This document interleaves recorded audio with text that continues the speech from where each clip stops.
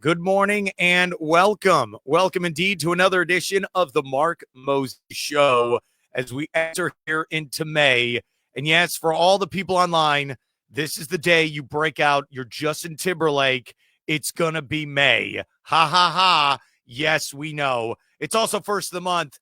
Pay your bills. Yes, that's the song from Bone Thugs and Harmony. See, we're starting with music numbers here on the show. And before we bring on our great guest, Mr. Tim Walters, Mr. 321 with the Florida Today. Just want to give a shout out to our great sponsors, Anidjar and Levine Accident Attorneys. Yes, official studio sponsor of the Mark Mosey Show. And you could take back control of your life by calling them today. 1-800-747-FREE. That's 1-800-747-3733. Anidjar and Levine Accident Attorneys. Also want to give a shout out to Walk On Sports Bistreaux in Vieira, home of the $5 Tito's all day, every day. At Walk-On's Vieira, and our new sponsor who starts today, yes, the world-famous Chumley's Depot, Chumley's in downtown Melbourne. And I know coming up this Sunday,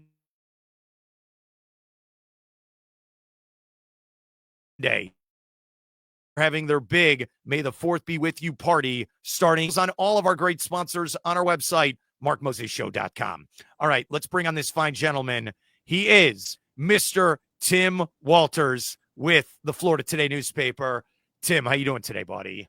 Wake up, wake up, wake up. It's the first of the month. Get up. Yeah. You just referenced a song that's 30 years old that came out when I was in my first year of college, Mark. That's right. Bone Thugs, baby. I always think of that. That song is about paying your bills on first of the month. So I always say every month when I got to pay those bills, like I did this morning, I think of Bone Thugs and Harmony. That's right. Just like in, what is it? The, I'm laughing. The Christmas movie. Every time you hear a bell, an angel gets its wings. Every first of the month, Bone Thugs gets its wings because I paid my bills. And if you're too young to know what we're talking about, please check that album out. The whole album is great. You know, Mark, as you know, I'm a big hard rock, heavy metal, hair band fan. Sitting near me, I probably have 350 CDs, and Bone Thugs and Harmony is one of the few non-heavy metal or hair band CDs that I have amongst my menagerie of music that's been sitting there collecting dust for 20 years. Imaginary of Music. Will that be the name of your record store, like in the O'Galley Art District? Yes, the menagerie of music. Yes, sir. That's what it's going to be. I had Crossroads by Bone Thugs on cassette single. I did. Did you used to buy the cassette singles of songs? Oh, yes. I have a very good one for Dream Warriors by Dokken. And that was the soundtrack song for A Nightmare on Elm Street 3. And it's still one of my favorite songs of all time. So if you want to go back 40 years, look up Dokken Dream Warriors. That song rocks. All right. Here's the update for you. So last Thursday, we are at the draft party at Walk-Ons. I had a listener come up to me. And he's like, Mark, love the show. He's like, you tell Tim Walters I like his recommendations for the menu. Yes, sir. I went, yes, I will. You are Mr. 321, world famous. He came up to me and was like, you tell Tim Walters, man, you have legions of fans, buddy. I hope you know that. They're growing. That makes at least 3. Had my grandmother not passed away a few years ago, I would have had 4. Well, your grandma was a nice lady. I'm sorry that happened. We had fun and then that was fun for that event. And then, okay, so Saturday afternoon, I texted you. I'm at Universal Studios. We are in front of the Transformers ride. I'm with my parents. These were the quotes that were said in the moment. My mom's like, man, that Tim Walters guy, he is a character. And that guy loves Transformers. Yes, he does. He does. And my dad said, and quote, oh, you mean Mr. 321? That's right. Mr. 321. Oh, man. I love your family. Can I be adopted by them? Yeah, you could be like the Brady Bunch. You could be Cousin Oliver. You just show up randomly, okay? You look nothing like us, but you're somehow part of the family. That's what it is. So I was like, hey, I'm going to go on Transformers in honor of Tim Walters. And they're like, we're not going to go on. I'm like, fine. this is a one-man single rider mission. They're at the store, like, it's not even across the street. It's like right by there. There's some store. I'm like, I'm going on the ride. I got on that ride, single rider style, in 15 seconds. It's a personal record. You just walked in. This is like 6:00 at night. Walked right in, got on the ride, told Megatron to go to hell, and then Evac said, you can ride with Evac anytime. Got out, saw my parents, 5 minutes. That's all it took, 5 minutes. I think I've been on that ride 25 times, and I love it. I think it might be my favorite ride. How about you? Yeah, I would love for them to expand. I mean, look, you've got now a Mario world and a Harry Potter world. Imagine a Transformers world where it looks like you're on Cybertron part of the time and you're on Earth part of the time. And there's so much you could do with that. And, for those who remember the really old Transformers, you had the planet-eating Unicron. They could do something with that. They could do something so grand at Universal Studio based on Transformers lore. I hope that happens someday, but I do love that ride. As I've told the story many times here, I was there the day it opened in June of 2013. I got to meet the voice of Optimus Prime, the voice of Megatron. His name's Frank Welker, Optimus Prime, Peter Cullen, two of my childhood heroes. It was such a cool day, and I stood very close to Steven Spielberg, even though he didn't talk to any of us. But, it's just one of those things I'll always remember because, Transformers and G.I. Joe, A Real American Hero, those were my two favorite cartoons growing up. And I think you can't find a person in their mid to late 40s who did not love those two shows. So, it's cool and iconic that Transformers has that ride. And now let's get on G.I. Joe. Those movies were terrible, by the way, the ones that they made with The Rock and whatever else they were. They should reboot those like the 80s cartoon. Let's get them out there, and then let's get Universal to back that too. Yeah, I think I've been on that ride 25 times, and I will continue. There was one time there was no one there, like on a Saturday, and I think the key to any theme park in Orlando, you want to make sure it rains horribly so it scares the amateurs away. Then you're in. Then you can go on any ride you want. There was one time I was there by myself.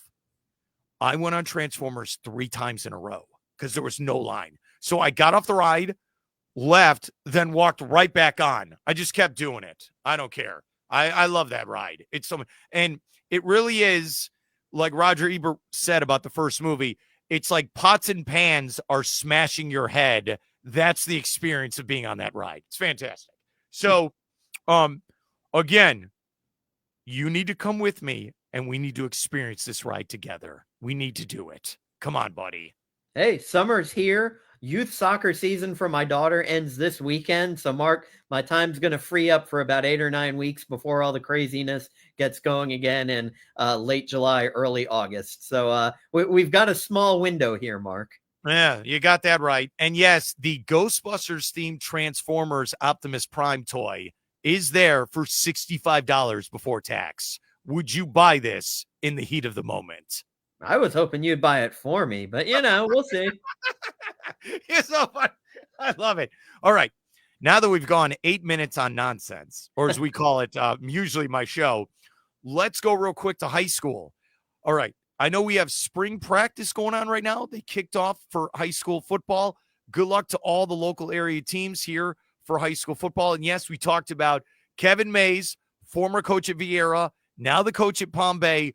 Good luck to Coach Mays. And again, good luck to all the local area kids. Baseball and softball, postseason action. You don't have to tell me who the relief pitcher is at Merritt Island, but you can at least tell me who's playing today. What's the latest, buddy? Yeah, the Mustangs, they got a good one tonight against Balin Jesuit. It's game 3 of that series. Merritt Island won the first game. Balin won the second game. And now tonight is the third and deciding game to see who moves on in the playoffs. They are getting deep into the playoffs. They're a week ahead of softball, actually, because softball is still doing their districts. We'll talk about those in a minute. But aside from Merritt Island, the other team to watch, Vieira High School is playing at Martin County. Martin County won game 1. This will be game 2. If Vieira can win, there will be a game 3. If Vieira loses, they are out, and Merritt Island would potentially be the last remaining team. So, we'll have those results at floridatoday.com as soon as we get them. That is really cool, dude. Yeah, a lot going on. There really is. How do I say this? People were asking me from last week, hey, whatever happened with the Key West series? What happened with Satellite Beach? Were you getting questions about that as well with that series? I wasn't getting questions from them. Usually my preps reporter, Chastity Banks, she takes care of getting all the results and staying up with that stuff. So I've got the easy part. I just see a file and it either gets posted on the internet or sent to the printed newspaper. It's the best, though. I'm sorry if I put you on the spot with that question because I was asked questions. Hey, what happened between Key West and Satellite Beach? What's going on here exactly? It's that will go down. It's one of the craziest scheduling things I've ever seen for high school sports in this area. Would you at least agree with that, Tim Walters? Yeah, well, Merritt Island doesn't have a helicopter, so, it's a heck of a trip to get down there. I love that drive, though. You do love the drive. You do. And I know Satellite Beach did lose that series in 3 games, but still it's a great series. So one more time, if you could do it for us, what's the schedule for today, buddy, for high school baseball and softball? Yeah, Merritt Island's playing Balin Jesuit. That's game 3 of a series that's tied 1-1. The winner moves on in the playoffs. And then Vieira plays Martin County. If Vieira wins, then they'll go to a game 3 tomorrow. If Vieira loses, then Martin County will advance. Those are the last teams done for baseball. Now, with softball, O'Galley last night defeated Rockledge for their district championship. So O'Galley wins that. But both O'Galley and Rockledge will be in the state playoffs that start for softball next week. So you can look out for those.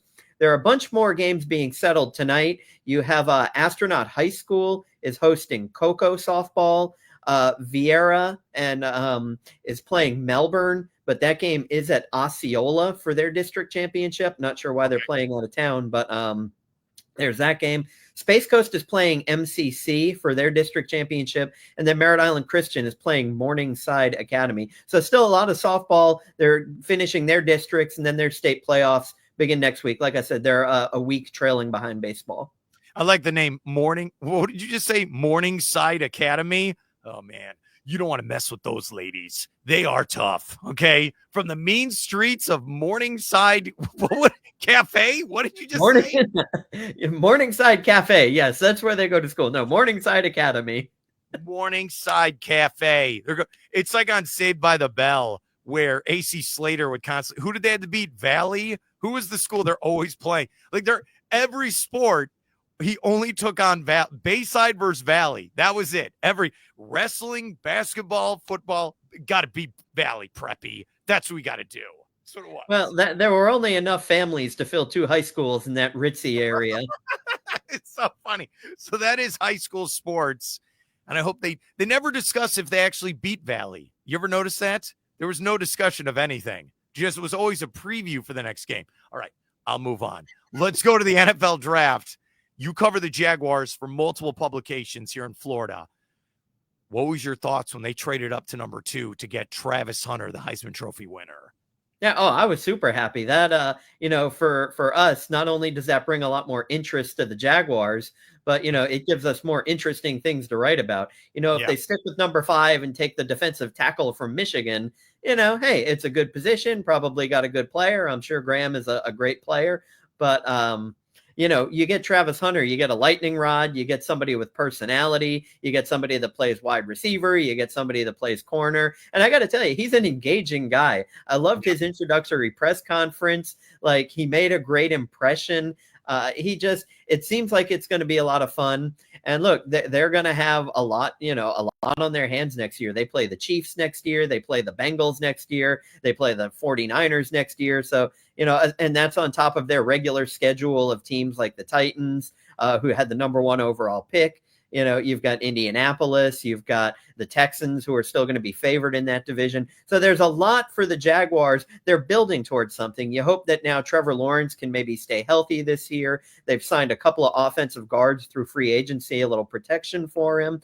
But getting Travis Hunter, they may have traded away their first round pick next year, but really, I think it was a great deal. It was a smart thing to do. One of our reporters, Justin Lewis, wrote about 2 weeks before that happened that the Jaguars should push all their chips in and go up for Travis Hunter. And I didn't hear a lot of people saying that. at the time. So, kudos to Justin because, for the longest time, it looked like they were going to stay at number 5 or even trade down to 8 because there were 3 or 4 players that they were looking at. So they could have traded with the Panthers. But instead, I mean, look, James Gladstone, 34, 35 years old, youngest general manager. This guy has no fear. He's playing with house money right now because there's not huge expectations this year. So great job by them. A+ pick. If I'm grading it, I give it, the highest mark you can. We're here with Tim Walters with the Florida Today newspaper. I know on the screen it says Mr. 321, but yes, he does actually work for the Florida Today. I promise. Okay. Even though he needs to build the Mr. 321 website, he needs to work on that. I was at the Magic game. I was at the press box for that game 4. This was Sunday. And people were asking me that cover the Jaguars. They're like, Mark, what are your thoughts on the pick? And I'm going to say something to you that I said to them. And it's very mean, but I want your thoughts on this. I said the Jacksonville Jaguars are the most irrelevant franchise, not only in the NFL, but I think of all of our 4 major sports in North America. Okay, they have fans in Duval. They have fans here in Central Florida. Nationally, who cares about the Jaguars? And I feel bad saying that. I know we talk about them. We got fans who love them. Nationally, no one cares about the Jaguars. They've never had a super duper transcendent star. They've never had where you could be in Dallas, Texas, Los Angeles, Chicago, Boston, and you'd see someone with a Jaguars jersey because there's a player there. Now, they've had Mark Brunell, Tony Baselli. You could say Maurice Jones-Drew. Fred Taylor. Fred Taylor, who should be in the Hall of Fame. But you never had a super duper star on this team. That's why I'm just like, the hell with it. Go for it. What do you got to lose? More. And you look at the last 25 years, you and me have talked about this. How many winning seasons have they even had in the last 25 years? 4 or 5? I say go for it. He's going to be must-see TV. People are going to talk about him. You're going to get kids who are going to wear his jersey. I say go for it. And that's what they said. What the hell? All the chips in. Let's go. I think it's a game changer. Now, I know he's only one player, but I want your thoughts on that idea first.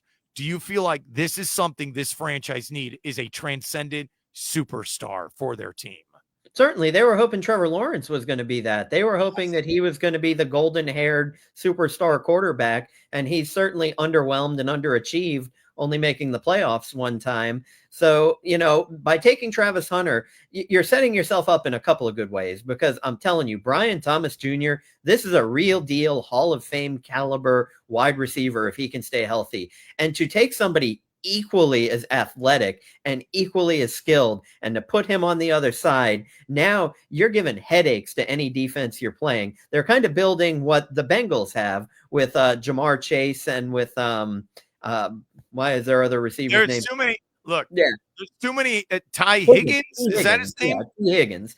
And so they're building that. And then so alongside that, with Trevor Lawrence, you're hoping, okay, he's going to perform better with Liam Cohen. That's the head coach that helped fix Baker Mayfield in Tampa Bay. Even though I think Baker was always pretty good. But he did resurrect his career with Cohen as his offensive coordinator. And Cohen was also out there in LA with Jared Goff and Matthew Stafford. So he's worked with great quarterbacks.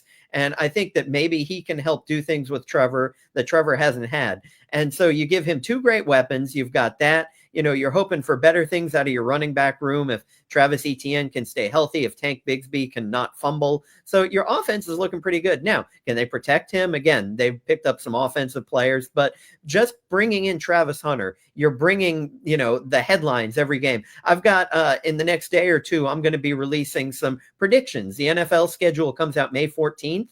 And so I'm predicting their first game, their last name, will they be in their first game, last game, will they be in prime time, which their London game will be, because we don't know any of those things yet. So last year I nailed a lot of these, including the Bears in London was one of the ones I guessed correctly. So, I'm looking at, will they be in prime time this year? Having Travis Hunter, normally you're not going to see a 4-13 team end up in some primetime games.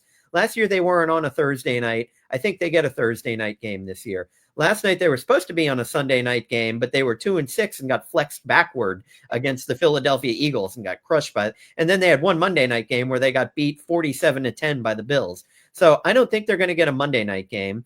You could see them play the Bengals on a Sunday night game, and I think they'll also get a Thursday night game, maybe against the Raiders. That's my prediction, who now has the Jacksonville native running back in Ashton Genty that they drafted. So I do see the Jaguars, they may get some things this year that they had not had they just drafted Mason Graham. I think you're going to maybe see a little bit more of them on national TV, and it's just that Travis Hunter effect. We're here with Tim Walters with the Florida Today newspaper talking Jaguars football, especially with Travis Hunter. All right, here's my other hot take, and I want you to chime in.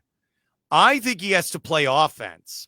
I feel like you have got to make sure he has the ball in his hands as much as possible because you gave up all that draft capital.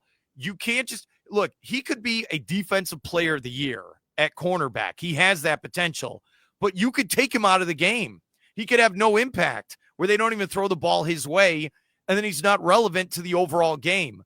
I think he's got to play more offense. I got to make sure he's got the ball in his hand with what you said with Brian Thomas Jr. That's going to help them win the games the best way possible.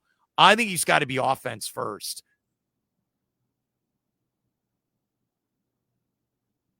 How about Yeah, so the way I look at it is I think you're going to see him playing more offense to start, and that's just because you have one playbook to learn, right? You're learning the Jaguars playbook, you're a receiver, you're going out there as a receiver. When you're playing a corner position, you're now preparing for, how many opponents do they play during the season? I think 13 or 14 because they play a few teams twice. So you have to learn 14 different teams and what they do on defense, and you're just starting out and you're learning your offensive playbook. So I think that what they're going to do is start him out mainly on offense. They're going to have packages he runs as he learns defense and sees how he can subsist as a corner as well as a wide receiver. But I think you're right. I think we're going to see him more at wide receiver, especially early in the season. I think they'll still play him plenty on defense because they want to see what he can do. But there's a lot that goes into taking somebody out of the college game and throwing him to the wolves, so to speak, of the NFL. Yeah. Well, the other question is, isn't he going to get dinged up? Every player gets dinged up. He's not going to play 100 snaps a game. That's impossible. Look, I hope he proves me wrong, but I still have the injury factor. You know what it is, dude? It is going to be must-see TV because I don't know what's going to happen. Do you kind of feel that way as a guy that covers the team? Oh, yeah, and I'm looking forward to it. I'm looking forward to their first game, which, by the way, I'm predicting to be the New York Jets. They opened with the Dolphins last year, an AFC East team. This year they play the Jets so at home. So I'm thinking, they haven't started a season at home, by the way, Mark, in 4 straight seasons. So I think that they have to give them a home game to start the season, right? So my prediction is that they'll play the Jets at home, but they have 9 home games this year. 1 will be in London, and they have 8 away games. So, you're going to get to see in Jacksonville 8 times because one of their home games goes to London. You'll get to see Travis Hunter at home 8 times. So if you're a Floridian and you want to go see an exciting young talent, there's always plenty of seats there. And, it's actually not that bad a place. Obviously, the stadium is a little old. They're going to be renovating it to the tune of $1.5 billion. But, go see him. Go see Trevor Lawrence. Go see Brian Thomas Jr. because I'm telling you, that guy, I still think he's the best of the best on that team. So they've got some good things brewing, and I think that they're going to be worth watching. Now, will that translate to wins? Their defense was worst in the league last year. Even if you move up 8 or 10 spots, you may still lose. Can they run the ball? They couldn't run it very well last year. So there's a lot of things, and you've got your new GM, your new coach, your new vice president of executive operations, and Tony Baselli. Everything is new there. So, hey, they pull out 5 or 6 wins this year. Great. They surprise everybody and win 9 or 10 and get to the playoffs. Why not? But, like I said, they're playing with house money this year, but then a lot will be expected of them in 2026. Did you see the press conference when they introduced Travis Hunter? And then the general manager, who makes you and me look like we're 900-year-old Moses. Okay, like I know I look young, so do you. That GM looks like he's 12 years old. He really does. So he's up there. I'm just trying to paraphrase here. He was talking about Travis Hunter like he's a 19-year-old LeBron James transcend. And I'm like, whoa, whoa, whoa, slow your roll, as my sister would say. Calm down. Okay, I have high expectations for Travis Hunter, but I need to see him play a football game at the NFL level first. How about you when you look at him? Yeah. First of all, James Gladstone to me looks like very early 90210 David Silver. I mean, that's put a side by side of that. Brian Austin Green. Hey, things turned out pretty well for him in life. So but when you talk You're about laughing. Yeah, losing my train of thought thinking of old school 90210. You are. But when you think about Travis Hunter, I watched the UCF game that they played last year, and he was professional level talent abusing UCF that game for anybody that watched it.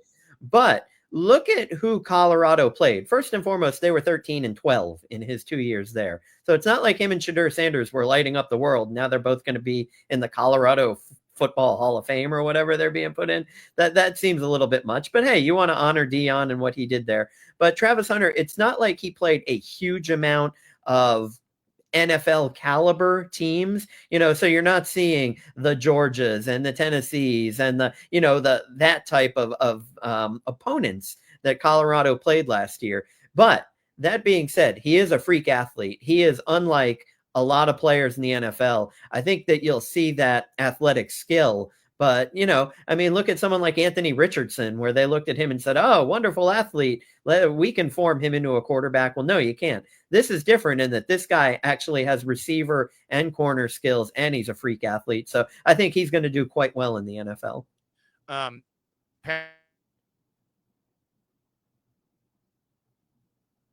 Patrick Mahomes played nothing at Texas Tech, was a 500. That's what I think about with some of the, again, I'll say this one more time. Patrick Mahomes, Texas Tech in the Big 12, was winning 6 games a year. And that's why teams were like, what's this? And now he's maybe one of the greatest quarterbacks of all time going to Kansas City. We're going to find out about Travis Hunter. I just want to say this. I like where Tennessee was up there, Tim. They were up there at the number 1 pick. It's supposed to be their time to shine.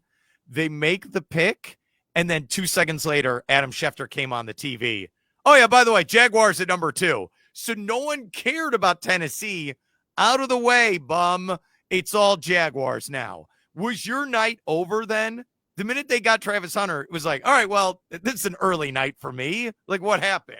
No, because, okay, well, first you got to deal with the trade, right? And then you've got to deal with, we've got to grade the pick. So that's what our columnist Gene Fournette does. Our Jaguars reporter Demetrius Harvey is writing about the trade and the pick.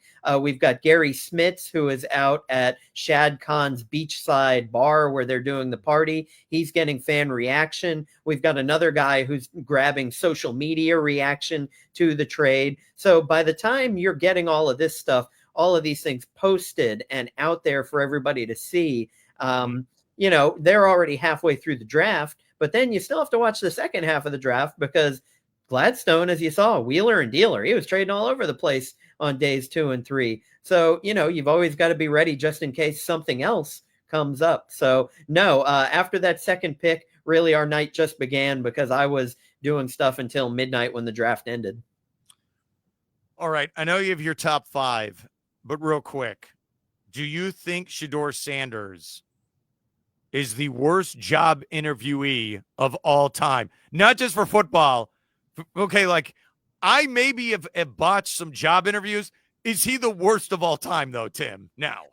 I mean, look, when you go through and listen to what insiders were saying, and they talked to agents and they talked to people inside the NFL, they were saying that, he just kind of had this arrogance, this, way about him that made a lot of these people feel very uncomfortable about using a high draft pick on him. Now, look, I've never met the guy, never talked to the guy. I wasn't in those rooms. But when you see somebody fall like that, there's either some collusion going on or, like you said, he was the worst interviewee ever. I did find it bizarre that the Browns would take, both Dylan Gabriel and Shedeur Sanders. And now, in their quarterback room, you have 5 quarterbacks, which is weird because, you've got Deshaun Watson, you've got Joe Flacco, and you also have Kenny Pickett, Who out of those 5 guys is going to be the starter? Your guess is as good as mine. I would cut bait with Deshaun Watson right now. I know that that's guaranteed money, but he's just a nightmare. Get him out of there. You're probably going to go maybe with a rookie because then you can get them on a rookie contract. So you're paying next to nothing while paying some other guy insane amounts of money to not be there. So I could probably give the Browns a lot of advice on what they should do, but I'm going to be super interested to see who's better, Dylan Gabriel or Shador Sanders, because you got a bargain in the 5th round with Shador, I think. I don't care what kind of impression this guy made. He's not a 5th round pick. He's a higher round pick than that for quarterbacks. So, yeah, big things going on there. So they have 5 quarterbacks. The Bengals still have Joe Burrow, and the Ravens have Lamar Jackson. And you have those 5. So I will take those 2 teams over you. Okay. No, you know what they say, Mark. When you got 5 quarterbacks, you don't have 1. You got 0. And I think the Steelers have Aaron Rodgers. I think that's I don't know. I might be the starter for the Steelers this fall. Who knows? I said this on Monday. He's the biggest loser of the weekend, but then he's also the biggest winner because the whole country is talking about him. The whole country. Like, if he would have just gone in the 2nd round, we would have moved on with the story. The president was tweeting about him. Like, hey, how come this guy isn't getting drafted?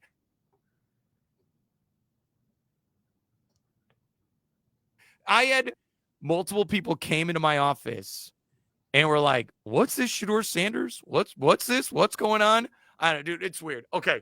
All right. Let's go to the top 5. Here on May 1st, in honor of Bone Thugs and Harmony. We started with them. We'll end with them. And I'm sorry if it was choppy with the video. I apologize for that.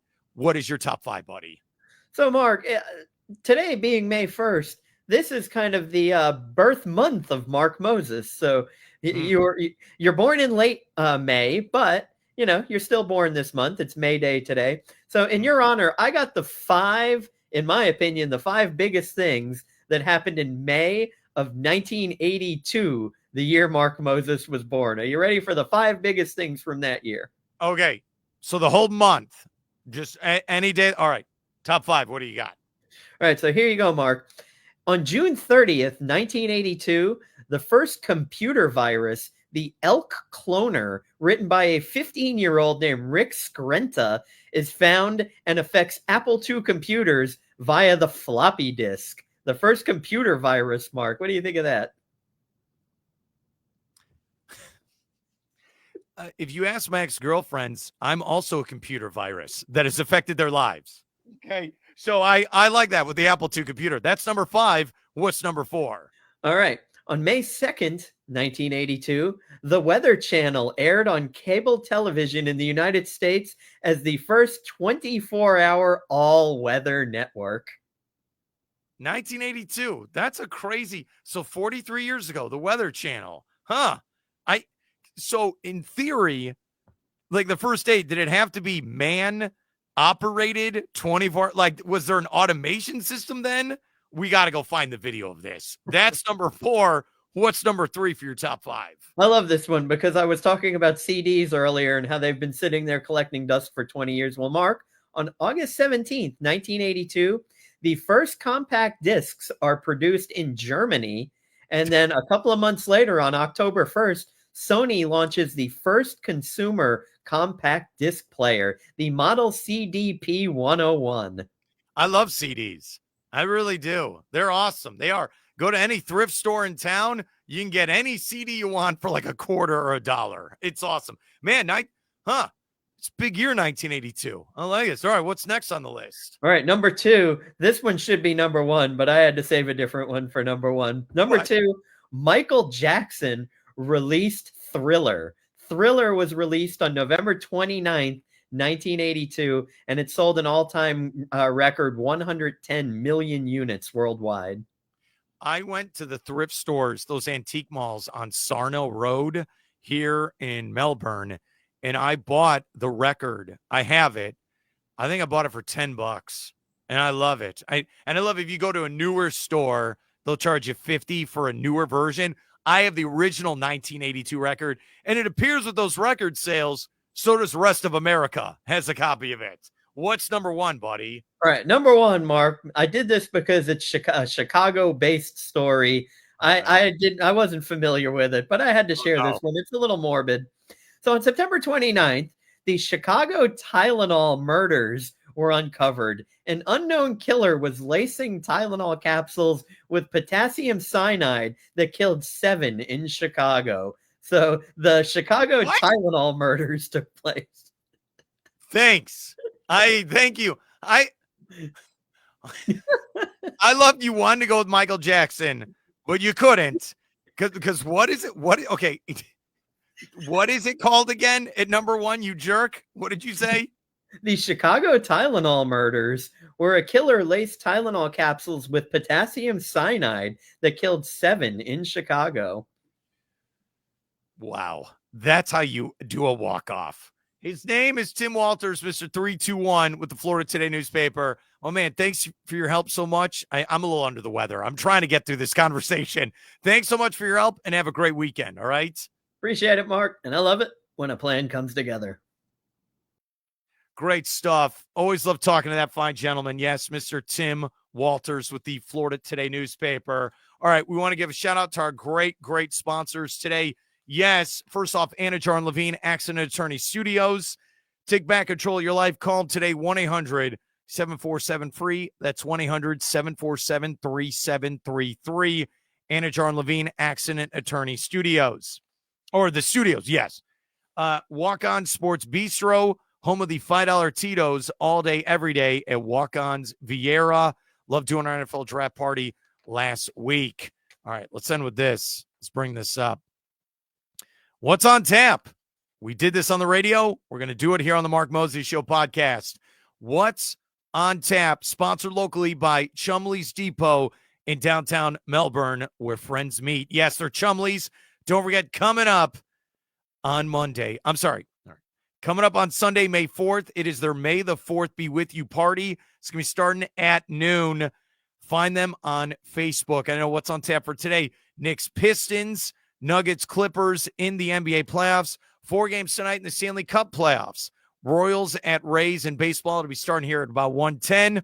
In postseason baseball and softball action, Merritt Island at, was it Bell and Jesuit? Vieira at Martin County. And then there's going to be 4 district softball championship games. That's what's on tap, sponsored by Chumley's Depot in downtown Melbourne. It's going to be fun.